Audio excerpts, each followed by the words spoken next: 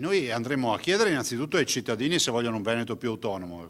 Qualora il risultato sarà un sì e sarà un sì inconfutabile, chiederemo ovviamente la modifica della Costituzione. Il 2016 è stato un anno non facile, basterebbe citare la crisi delle popolari venete, ma anche, ha detto Zaia, ricco di soddisfazioni. È stato l'anno della novità del bilancio, approvato per primi in Italia, e l'anno della riforma sanitaria. Ma non c'è nemmeno il tempo di archiviare l'anno che si sta concludendo, che il Veneto è già proiettato verso il 2017, l'anno in cui la Regione chiederà maggiore autonomia allo Stato centrale attraverso un referendum. Tentiamo l'ultima carta di chiedere all'Election Day di farlo assieme alle amministrative 2017 che saranno a maggio. Se così non ci sarà, ma lo sapremo nelle prossime settimane, andremo a realizzarlo, a concretizzarlo molto prima e spero verso marzo-aprile. Dal punto di vista economico il Veneto è la prima regione in Italia per occupazione, la disoccupazione è al 6,6%.